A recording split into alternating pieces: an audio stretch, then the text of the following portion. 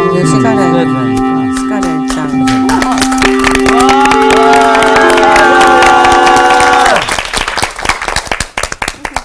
안녕하세요. 안녕하세요. 잘 지냈어요? 네. 네. 언제나 반갑게 맞아주셔서 고맙습니다. 네. 네. 퀴즈부터 합시다. 네. 퀴즈. 네. 퀴즈. 퀴즈. 자신 있어요? 저 퀴즈에 또 능하죠, 제가. 아, 그래요? 퀴즈의 생명은 누르는 거죠? 아, 그렇지. 네. 오늘 먼저 소예언서가 몇 권이죠? 네? 안 들렸어요. 소예언서. 저요! 네. 4개! 소예언서가 4개야? 대연서가 됐어요. 호세아부터 말라기까지가 몇 권으로 돼 있어요? 커닝해야지. 6권인가? 오픈북해요. 아, 그래요? 네. 빨리 봐. 7, 8, 9, 10, 11, 12. 아, 그렇지. 12이지. 그렇지, 잘났어. 네. 대예언서는 4편 맞죠? 네네. 그 잘 모르고 있었구나. 네. 12권이죠. 호세아부터 말라기까지. 그런데 소예언서라고 하는 게 전에도 얘기했지만은 소와 대를 구별하는 것은 중요도의 차이가 아니에요. 그렇죠. 그 분량의 분량의 차이. 차이일 뿐입니다. 그런데 소예언서 가운데도 제법 분량이 많은 책들이 몇 권 있어요. 그 중에 하나가 뭐냐면 호세아가 14장까지 있고 그 다음에 호세아 못지않게 많은 장을 가지고 있는 성경이 있어요. 그게 뭘까요? 스가랴. 아, 그렇지. 스가랴. 네. 그런데 스가랴가 14장으로 돼 있거든요. 근데 여러분들에게 한번 질문하고 싶은 게 있어요. 네. 그동안 오랫동안 신앙생활을 해왔잖아요. 네. 스가랴서 본문으로 하는 설교를 들어본 기억이 있으신지요? 별로 없어요. 그지? 기억나는 게 별로 없죠. 그러니까. 기억이 안 나요. 아마 있을 수도 있는데 기억을 잘 못하고 있거나 아니면 정말 없을 수도 있어요. 네.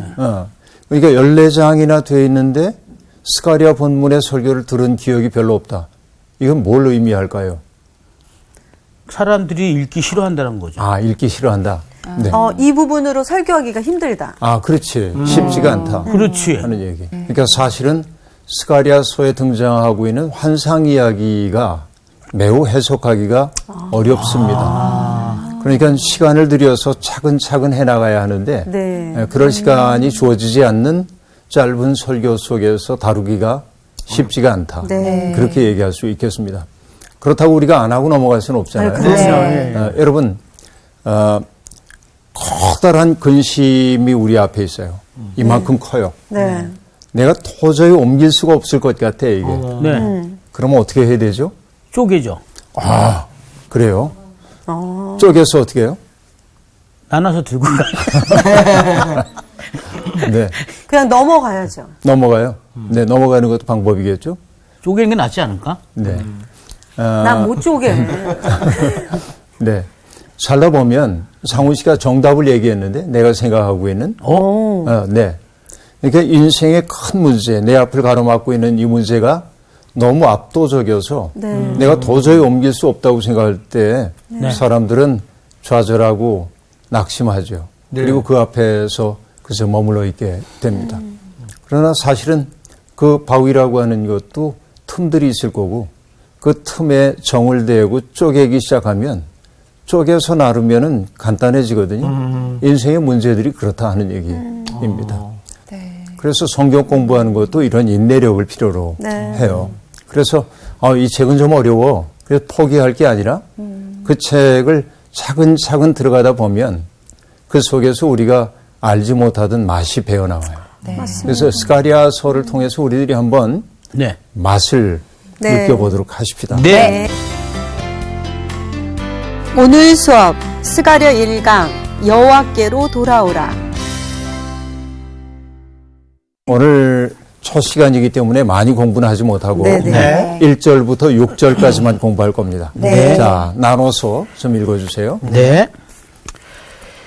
다리오 왕 제2년 8째 달에 여호와의 말씀이 이도의 손자 베레가의 아들 선지자 스가랴에게 임하니라. 이르시되 여호와가 너희의 조상들에게 심히 진노하였느니라.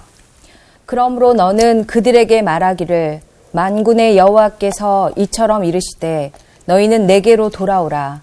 만군의 여호와의 말이니라. 그리하면 내가 너희에게로 돌아가리라. 만군의 여호와의 말이니라. 너희 조상들을 본받지 말라. 옛적 선지자들이 그들에게 외쳐 이르되 만군의 여호와께서 이같이 말씀하시기를 너희가 악한 길 악한 행위를 떠나서 돌아오라 하셨다 하나 그들이 듣지 아니하고 내게 귀를 기울이지 아니하였느니라 여호와의 말이니라. 너희 조상들이 어디 있느냐 또 선지자들이 영원히 살겠느냐. 내가 나의 종 선지자들에게 명령한 내 말과 내 법도들이 어찌 너희 조상들에게 임하지 아니하였느냐. 그러므로 그들이 돌이켜 이르기를 만군의 여호와께서 우리의 길대로 우리의 행위대로 우리에게 행하시려고 뜻하신 것을 우리에게 행하셨도다 하였느니라. 네.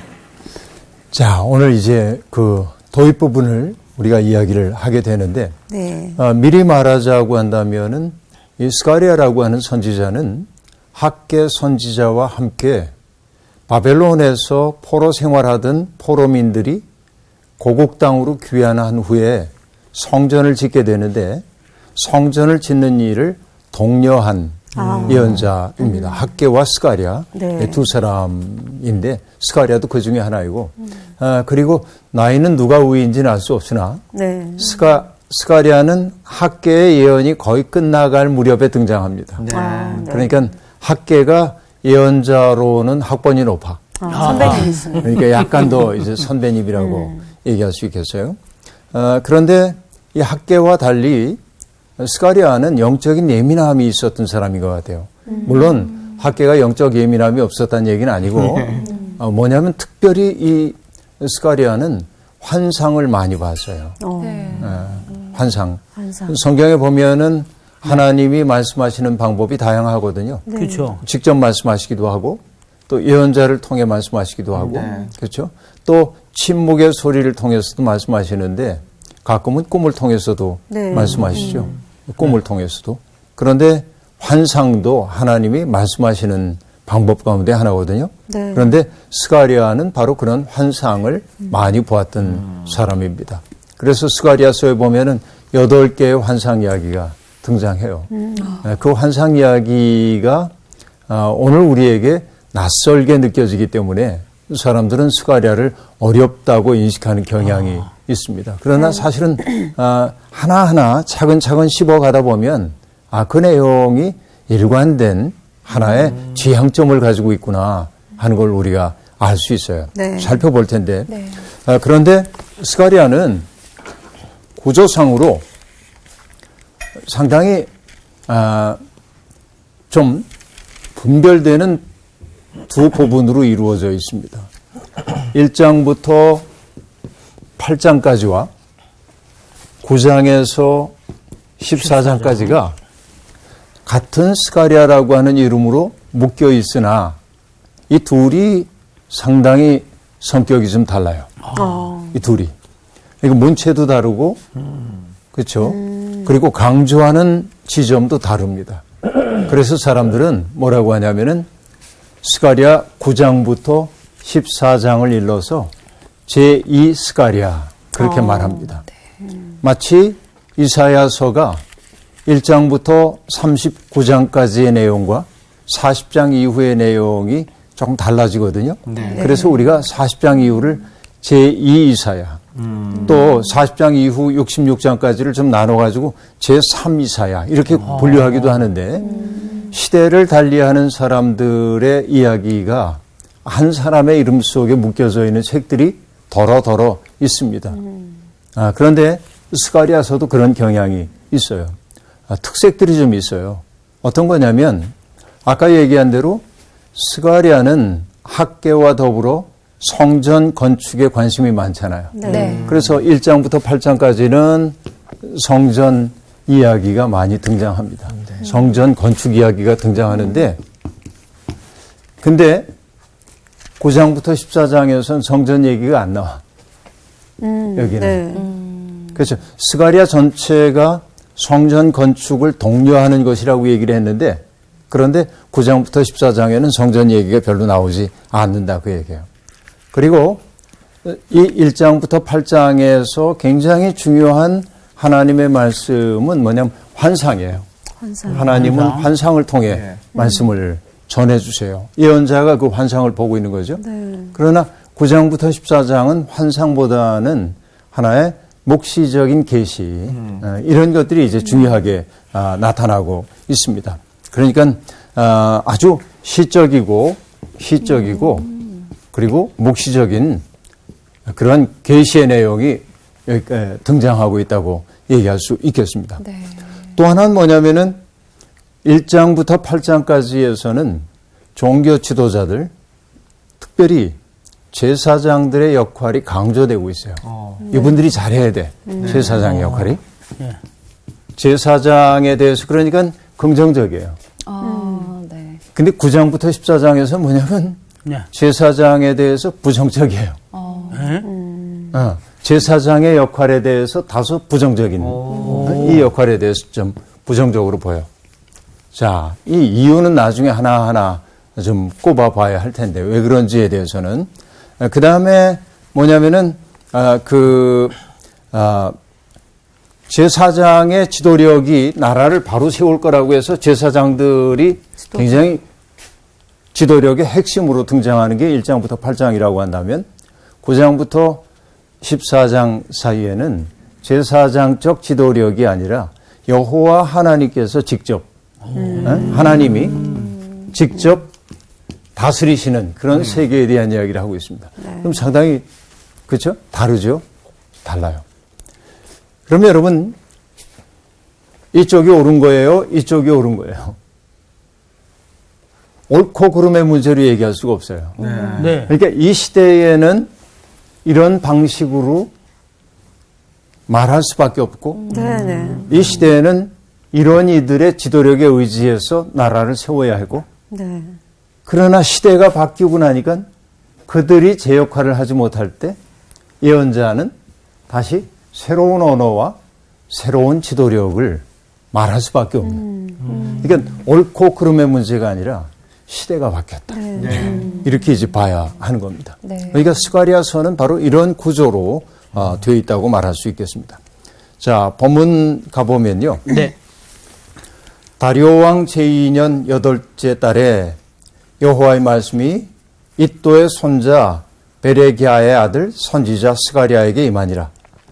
이르시되 여기까지 이렇게 등장하고 있는데요. 다리오 왕은 여전히 어느 나라 왕이에요?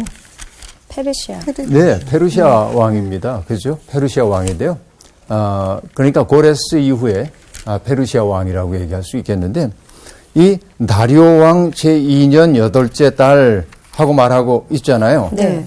이 다리오 왕 제2년 8째 달을 굳이 우리 달력으로 얘기하자면 주전 520년이 됩니다.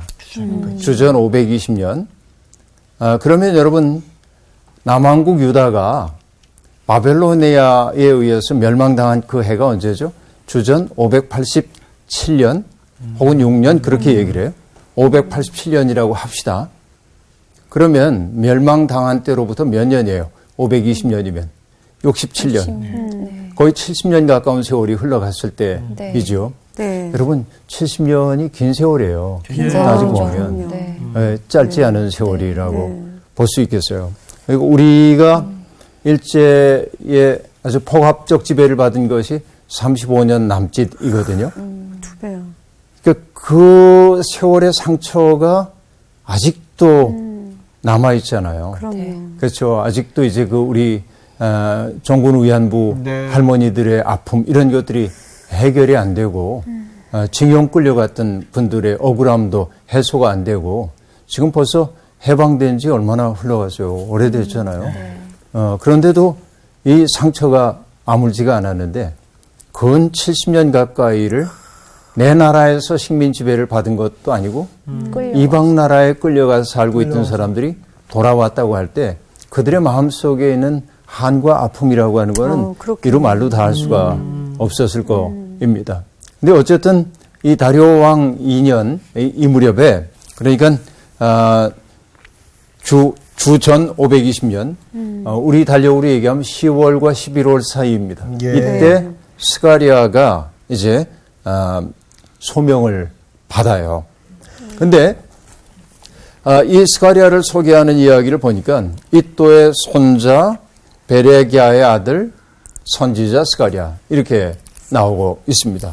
그러니까 여러분 이또의 손자요 베레기야의 아들 선지자 스가랴. 자, 전에도 얘기했지만 나를 소개하기 위해 내 아버지와 할아버지를 언급한다고 하는 것은 뭘 뜻하냐면 이 집안이 유력한 집안이야. 오, 예. 뼈대 있는 가문. 뼈대 있는 가문이야. 네, 네.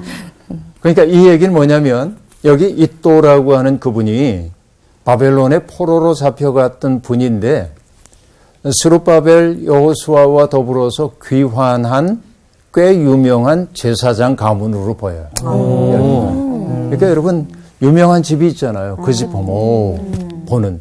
그러니까 이스가리아의 집안은 그런 제사장 집안이었다. 이렇게 우리들이 일단 볼 수가 있겠습니다. 어쨌든 이때는 바로 언제냐면 성전 건축이 막 시작됐는데 성전에 지대가 놓이는 그 무렵에 여러분 학계 공부할 때도 우리가 봤습니다만 옛 솔로몬 성전의 위용을 보았던 사람들은 그렇죠. 그리고 여러분 지나가 버린 것들은 아름답게 기억되는 경향이 있어요. 맞아요. 그래서 이제 그렇게 얘기하죠. 거리가 미를 창조한다. 그 얘기예요. 좀 떨어져서 바라봐야 아름다워 보여요. 거리가. 거리가 미를 창조해요. 그러니까 너무 가까이 볼 필요가 없어. 네. 옆에 분 한번 보셔요. 너무 가까워요. 너무 가까워서. 가까이 가면 비슷한데요. 그러니까 우리가 그 당장 겪을 때는 굉장히 힘겨웠던 경험인데 맞아요. 세월 지나놓고 나면 아름다운 시간들이었어. 이렇게 얘기하잖아요. 네. 맞아요. 예. 그렇죠. 현실은 늘 어렵고 지나고 나면 아름답게 보이고 그런데 특별히 인간의 기억이라고 하는 건 객관적이지 않아요. 네. 자기가 기억하고 싶은 대로 기억하는 경향이 맞아요. 있습니다. 그러니까 솔로몬 성전의 아름다움을 가지고 있는 사람들이 기억을 가지고 있는 사람들이 여기 새로 지으려는 성전의 지대를 보니까 참담한 거예요. 그렇죠. 속상한 거예요. 네. 근데 여기가 작아 보이니까 유난히 여기가 더 커 보여. 그런 마음들 여러분 알 수 있겠잖아요. 그런 상황 속에 있다고 얘기할 수 있겠습니다. 바로 그런 상황에서 낙심하고 있는 사람들을 격려하기 위해서 하나님이 스가랴를 메신저로 선택을 하신 겁니다. 네. 그게 1절의 내용이었고요. 1절에서 이제 2절에 보면 이렇게 얘기하고 있습니다. 여호와가 너희의 조상들에게 심히 진노하였노라 이렇게 말합니다. 그렇죠? 스가랴 예언서의 내용 첫 마디가 뭐냐면은 화나셨어요. 너희의 조상들에게 여호와께서 심히 진노하셨다라고 얘기를 하고 있습니다. 왜 하나님이 화가 나셨죠? 왜 화가 나셨을까요? 여러분 하나님이 그 백성에게 화를 내는 때는 두 가지인데요. 하나는 우상 숭배하는 거이고요. 우상에게 마음을 빼앗기고 나면 어떤 일이 벌어지냐면 하나님이 사랑하라고 주셨던 이웃들을 사랑의 대상으로 바라보지 못하게 되고 그를 나의 목적을 이루기 위한 수단으로 삼고자 하는 마음이 우리 속에 생겨나요. 다시 얘기하면 하나님 사랑에 실패한 사람들은 이웃 사랑에 실패할 수밖에 없어요. 이것은 두 가지의 문제가 아니야. 나는 하나님은 사랑하지만 이웃은 사랑하지 못해. 이거 거짓말이에요. 나는 이웃은 사랑하지만 하나님 사랑하지 않아. 이것도 거짓말일 가능성이 있습니다. 이 둘은 동전의 양면과 같아요. 그런데 문제는 뭐냐면 그 조상들에게 하나님이 진노하신 까닭은 그들이 우상을 숭배하고 하나님과 맺었던 언약을 어겼기 때문에 그렇습니다. 그렇죠? 너희가 내 말대로 살면 나는 너의 하나님이 될 거야. 너희는 내 백성 될 거야. 이게 언약의 내용이었죠. 네. 그런데 하나님의 말씀대로 살지 않는 거예요. 언약을 배신한 거예요. 신실함이 없어요. 하나님이 화를 내는 거 당연하죠. 그래서 하나님의 화내심의 결과가 뭐로 나타났습니까? 나라의 멸망, 바벨론 포로 생활로 나타났죠. 그래서 내가 너희 조상 때문에 화가 났어. 이렇게 지금 얘기를 하고 있는 겁니다. 그러니까 너희의 조상들이라고 말하고 있는데 너희의 조상들이니까 과거 사람들을 얘기하는 것처럼 보이지만 유대인들은 언제나 이런 어법을 통해서 현재 지금 이 자리에 있는 사람들도 그 현실 속에 섞여 있음을 나타내고 있어요. 그러니까 지금 너희들도 똑같이 하나님의 진노의 대상일 수 있다고 얘기하고 있습니다. 네. 자, 우리가 상훈 씨 네. 학교 다닐 때 역사 공부했죠. 예, 예, 예. 잘했어요? 저희 고3 때 담임 선생님이 역사 선생님이었습니다. 네. 그러니까 다른 건 다 뭐 50점 맞아도 60점 맞아도 괜찮은데 역사는 100점 맞아야 됩니다. 그래서 100점 맞았단 얘기예요? 그냥 맞았어요. 한 대 틀릴 때마다 때렸기 때문에. 그렇게 마셔. 네네네. 우리가 역사 공부를 하는 까닭이 뭘까요? 우리 한국인의 얼과 전통을 생각하라는 어떤. 아하, 뿌리를. 뿌리를 알아라. 네. 그런 것도 있겠네요. 네. 또, 역사 공부. 역사 그 전에 공부할 까닭이. 만약 조상들이 했던 실수했던 것들, 그러니까 실수했던 것들은 실수하지 말아야 되겠다. 아하. 뭐 깨달아라 뭐 이런 게 아닐까요? 그렇지. 네. 네. 제대로 얘기를 한 것 같아요. 그러니까 우리의 정체성의 뿌리가 뭔지를 알기 위해서도 역사 공부를 하지만 또 중요한 것은 뭐냐. 과거의 일들을 타산지석 삼아서 오늘 우리의 삶이 시행착오를 반복하지 않도록 하기 위해 역사 공부를 하죠. 그러니까 반성되고 성찰되지 않은 역사는 반복되도록 돼 있어요. 맞아요. 똑같은 일이, 불행한 일이 자꾸만 벌어져요. 그러니까 역사를 통해 배운다고 하는 것은 뭐냐면 오늘 우리가 과거의 역사를 보니까 이러다가 망했는데 오늘 우리가 하고 있는 일이 과거 그런 일이야. 그러니까 우리는 그렇게 하면 안 되지. 네. 이게 중요한 거죠. 역사 네. 공부를 하는 까닭이. 그러니까 조상들 얘기를 하고 있는 까닭은 뭐냐면 과거 얘기를 하자는 얘기가 아니고 지금의 우리. 오늘 너희들이 조상들을 통해 배워야 돼. 그런 이야기가 이 말 속에 담겨 있다고 말할 수가 있겠습니다. 그러고 나서 3절에 보면 이렇게 나옵니다. 그러므로 너는 그들에게 말하기를 만군의 여호와께서 이처럼 이르시되 너희는 내게로 돌아오라. 만군의 여호와의 말이니라. 그리하면 내가 너희에게로 돌아가리라. 만군의 여호와의 말이니라. 자, 3절에서 네. 좀 특색이 있어요. 네. 네. 어떤 특색이죠? 반복되는 반복되죠. 단어가 나와요. 네, 예. 어떤 만군의 단어요? 여호와 만군의 여호와의 말이니라. 만군의 여호와. 몇 번 나오나요? 세 번. 세 번. 세 번. 3번 반복되고 있죠. 네. 이 짧은 문장 속에 만군의 여호와라고 하는 말이 3번씩 반복되고 있다는 게 의미가 있습니다. 자, 만군의 여호와의 말이니라. 그리고 내용은 뭐였어요? 돌아오라. 어떤 말이에요? 돌아오라. 너희는 돌아와라 하는 얘기였어요. 네. 그 다음에 만군의 여호와의 말이니라 하고 또 그 다음에는 너희 돌아오라. 내게로 돌아오라. 내게로 돌아오라. 그러면 어떻게 된다고요? 그러면 내가 너희에게 내가 너희에게로 돌아갈 돌아갈 거다. 그리고 마무리하는 말이 만군의 만군의 여호와의 여호와의 말이니라. 말이니라. 자, 돌아오라와 내가 너희에게로 돌아갈 것이다라고 하는 말이 교차구조로 예. 되어 있는 것을 볼 수 있습니다. 그죠? 흥미로운 구조예요. 그런데 만군의 여호와라고 하는 것은 언제나 우리가 봐왔지만은 역사 속에서 역사를 주관하시는 전능하신 분을 지금 얘기를 하고 있단 말이에요. 그러니까 만유의 주예요. 네. 그분이 지금 돌아오라고 지금 얘기를 하고 있어요. 네. 자, 하나님께로 돌아오라고 하는 그 얘기는 예언자들의 아주 중요한 메시지 가운데 하나였죠. 여러분, 그쵸. 돌아오라고 하는 말 속에 담겨 있는 뜻은 뭐냐면은 그들이 떠나 있다라고 그쵸. 하는 것을 얘기해 주는 거예요. 하나님을 등지고 그들이 떠나 있다라고 하는 말입니다. 그죠? 그러면 여러분, 우리가 미가서를 공부했으니까 미가가 그렇게 얘기하거든요. 우리가 하나님 앞에 나갈 때 뭘 가지고 나갈까? 천천의 만만의 강수 같은 기름 가지고 나갈까? 뭐 온갖 얘기를 하다가 사람아, 여호와께서 내게 바라는 게 뭔지를 알잖아. 그리고 뭘 얘기하죠? 응? 뭐였죠? 순종. 인자를 사랑하고, 그렇죠? 그 다음에 또 뭐였어요? 공의를 사랑하고, 인자를 사랑하고, 겸손히 하나님과 동행하는 것 아니냐. 그렇죠? 그러니까 이 세 가지였어요. 공의를 사랑하는 것, 공의를 행하는 것이죠. 그리고 인자를 사랑하는 것, 그 다음에 하나님과 동행하는 것.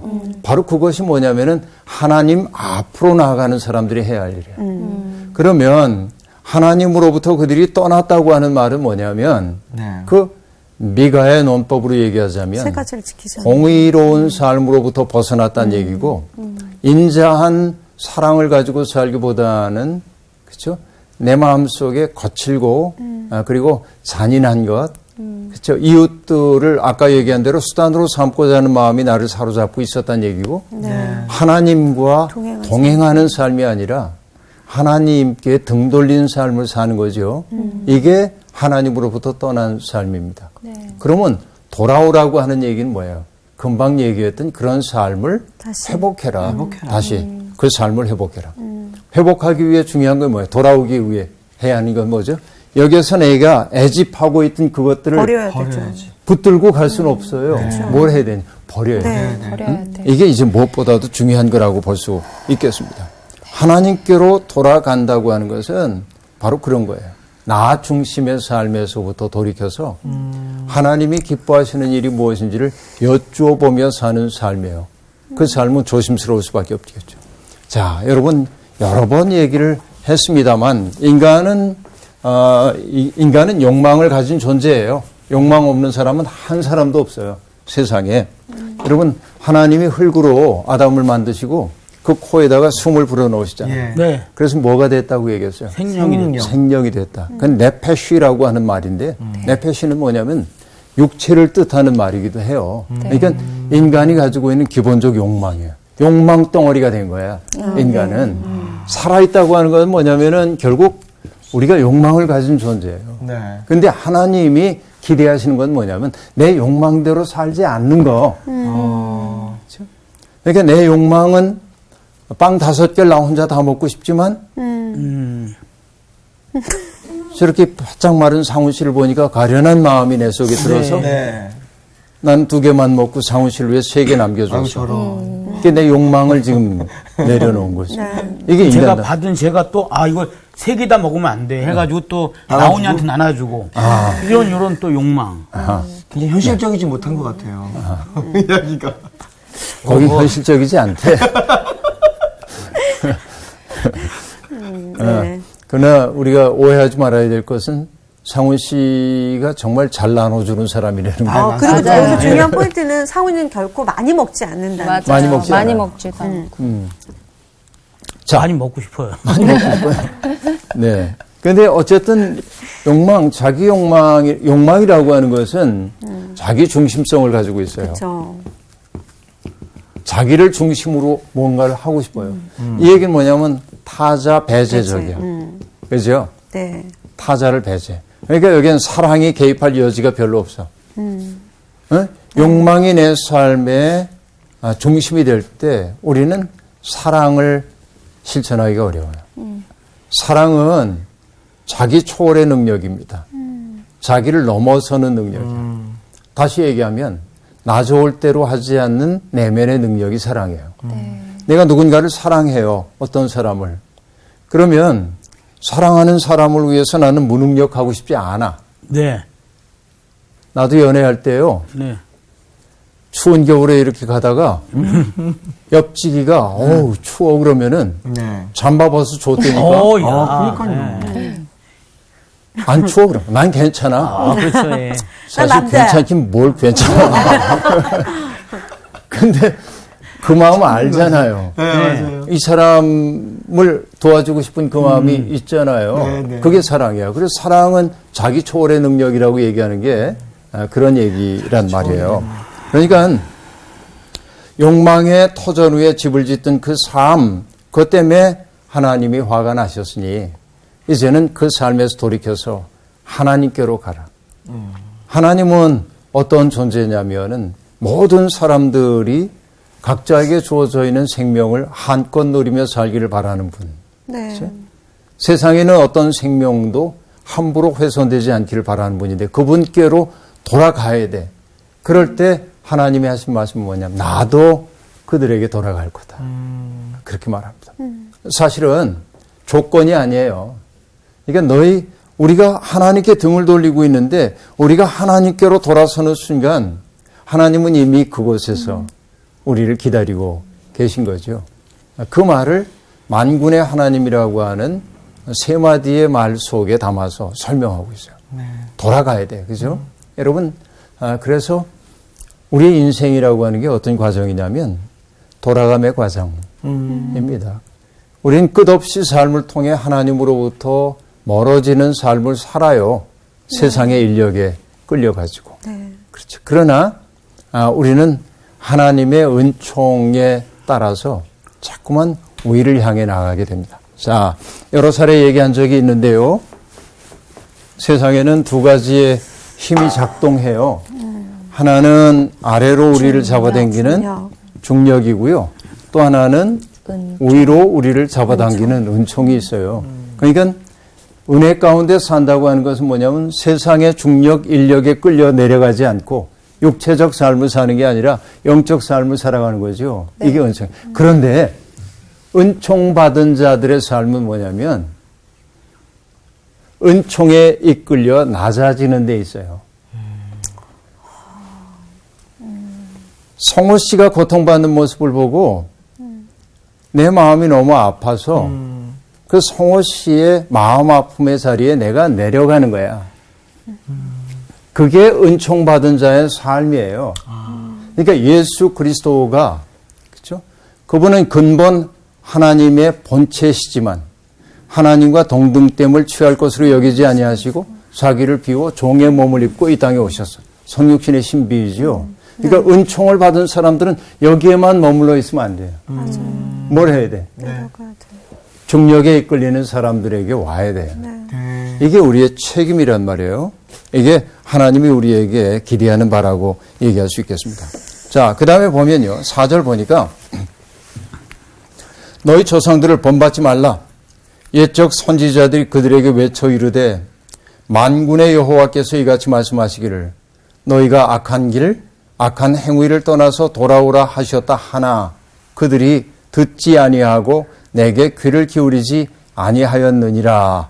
자, 옛 선지자들이 했던 말이 뭐예요? 악한 길, 악한 행위를 떠나 돌아와라 네. 하고 말했는데 그들이 듣지 않았다 하고 말합니다. 중요한 게 뭐냐면 왜요? 우리들이 때만 되면 하나님 앞에 가서 예배 드렸는데요. 네. 그렇게 말하고 싶은 생각이 들 거예요. 예. 그런데 하나님은 그걸 예배로 안 받으셨어. 예언자들의 이야기를 보면 예언자들이 하는 말 가운데 무서운 말들이 있어요. 너희가 절기마다 내 앞에 바치는 제물, 너희들이 또 절기 행사한다고 떠들썩하게 모여드는 그 모임들, 번제물, 화목제물, 그리고 음악 소리 집어치워라 역겹다 그러거든요. 그렇죠. 하나님이. 맞아요. 왜? 일상 속에서 거룩함을 살지 못하면서 종교적인 행위만 가지고 자기들 할 도리를 다 했다고 하는 그 인간의 그 어리석음에 대해서 하나님은 역겹다고 말씀하신다. 그러니까 우리가 제 아무리 예배당을 빠지지 않고 간다고 할지라도 맞아요. 예배당 밖에서 살아가는 시민적 우리의 삶이 하나님이 기뻐하시는 삶이 아니라고 한다면 우리는 참 예배를 드리는 게 아니다. 11조 바칠 거 다 바치고 봉사할 거 다 하면서도 우리는 하나님을 진정으로 예배하지 않는 사람도 세상에 있어요. 중요한 건 뭐냐면 일상적인 삶의 자리에서 아까 얘기한 대로 은총에 이끌리기도 하지만은 그 은총 받은 자의 삶으로 세상에 나가서 중력에 속절없이 떠내려가고 있는 끌려가고 있는 사람들을 건져내는 그런 일들이 일상 속에서 벌어져야 하는데 그래서 여러분 나는 레위기 19장을 매우 중요하게 늘 생각하는데 이스라엘의 하나님 야훼가 거룩함과 같이 너희도 거룩하라 19장 2절이 그렇게 얘기하거든요. 그러고 나서는 우리가 알고 있는 출애굽기에 나오는 10계명을 완만하게 풀어서 설명을 이제 합니다. 그리고 중간중간에 뭐가 끼어들어와 그 속에. 근데 그 핵심은 뭐냐면 밭에서 추수할 때 일부를 남겨두고 추수해라는 거. 일꾼의 품삯들 떼어먹지 마. 듣지 못하는 사람이라고 저주하지 마. 보지 못하는 사람이라고 그 앞에 걸림돌 놓지 마. 저울론 속이지 마. 이 얘기는 뭐냐면 종교적인 내용이 아니에요. 그게. 맞아요. 어떤 겁니까? 일상에서. 우리가 다른 사람과 더불어 살아가는 삶이죠. 네. 그 속에서 우리가 거룩함을 살아내지 않는다고 한다면 하나님 앞에서 하는 우리의 찬양, 예배, 기도라고 하는 것 하나님은 그걸 기쁘게 받지 않으신다. 그런 얘기예요. 이게 이제 중요한 거예요. 그래서 돌아오라고 하는 그 얘기는 교회로 와 그 얘기가 아니고 우리의 일상적 삶이 하나님 앞에서의 삶이 되어야 한다는 거지. 하나님에게 나도 소중하지만 저 사람도 소중하다는 사실을 알아차리고 살아야 하는 거지. 근데 선지자를 통해서 하나님이 목이 터져라 그렇게 외치게 하셨지만 안 들어. 사람들이 들을 생각이 없어요. 왜 그럴까요? 자기의 욕심에 이끌리기 때문에 그렇습니다. 결국은 이 욕심을 어떻게 극복하느냐 한 문제가 참 중요한 문제라고 볼 수 있습니다. 그렇죠? 여러분 그 뒤에 또 보십시다. 너희 조상들이 어디 있느냐? 또 선지자들이 영원히 살겠느냐? 내가 나의 종 선지자들에게 명령한 내 말과 내 법도들이 어찌 너희 조상들에게 임하지 아니하였느냐? 그렇죠? 선지자를 통해서 토라의 말씀을 통해서 이미 하나님의 뜻이 무엇인지를 알려주었어요. 그런데 그들이 돌이켜 이르기를 만군의 여호와께서 우리 길대로 우리 행위대로 우리에게 행하시려고 뜻하신 것을 우리에게 행하셨다 하였느니라. 이렇게 말하고 있는데요. 여러분, 불순종한 사람들은 물론이고 선지자들도 유한하기 이를 데 없습니다. 그리고 하나님이 그들에게 이렇게 살면 너에게 복을 줄 거야 하고 말했지만 그렇게 살지 않으면 너에게 재앙이 올 거야 하고 얘기하기도 했습니다. 근데 5, 6절의 얘기는 뭐냐면 결국 하나님이 말씀하신 대로 이루어졌다는 거예요. 재앙이 그들에게 내렸다는 거죠. 여러분 이사야 55장에 보면 이런 말씀이 등장하거든요. 마치 그 하늘에서 내리는 비가 땅에 떨어지면 곡식들을 자라게 하잖아요. 그것처럼 하나님이 말씀하십니다. 내 입에서 나가는 말도 이와 같이 헛되이 내게로 돌아오지 아니하고 나의 기뻐하는 일을 뜻을 이루며 내가 보낸 일에 형통함이니라. 그렇게 말합니다. 그러니까 하나님이 우리에게 복을 약속하셨는데 우리가 그 약속에 맞게 살아내면 복이 반드시 올 거고, 근데 하나님이 하나님의 뜻대로 살지 않은 이들에게 벌을 내릴 거라고 얘기했는데 우리가 하나님의 뜻대로 살지 않으면 그 벌도 어김없이 우리에게 임할 거다. 이게 지금 본문이 우리에게 들려주고 있는 이야기입니다. 여러분, 그래서 우리에게 중요한 것은 뭐냐? 오늘 애써야 하는 것, 일상적 삶을 통하여 우리가 하나님께로 치열하게 돌아가기 위한 노력들이 필요합니다. 하나님께로 돌아간다고 하는 거, 그것이 뭐인지는 얘기했죠. 내 욕망이라고 하는 중력으로부터 자꾸만 벗어나는 데 있어요. 성 어거스틴의 고백록을 읽다 보면 참 내가 인용하기 좋아하는 구절이 있는데 그렇게 얘기합니다. 내가 이제 이 세속적인 생활에 지쳐가지고 정결한 삶을 살아야겠다 하고 이제 돌았으면 옛삶이 내 옷자락을 딱 붙잡고 이렇게 얘기하는 거예요. 우리를 두고 가려는가? 우리도 재미는 있지 않는가? 그렇죠. 옛삶은 언제나 그렇게. 그래서 사람들은 뭐라고 얘기하냐면 주님, 우리를 정결하게 해 주십시오. 그렇죠. 이 기도가 우리에게 있잖아요. 그런데 괄호 열고 뭐라고 하냐면 그러나 지금은 그리 마소서. 여러분, 이게 정말 인간의 정난한 모습 아니에요? 우린 다 그렇죠. 정결하게 살고 싶어요. 정말 은혜 가운데 살고 싶어요. 그런데 꼭 그런 거지. 지금은 그리 마소서. 세상의 것도 재미는 있답니다. 그래서 여러분, 우리에게 주어져 있는 순간순간은 하나님께로 돌이킬 수 있는 기회입니다. 욕망이라고 하는 인력에 이끌리지 않고 하나님의 은총의 도구로 나를 내맡길 때 우리는 하나님께로 돌아가는 삶을 산다. 그렇게 하나님께로 돌아간 사람은 일상 속에서 사람들 사이에 평화를 만들어낼 거다. 여러분, 평화의 씨를 뿌리는 삶을 살 수 있길 바랍니다. 오늘 수업 마칠게요. 감사합니다.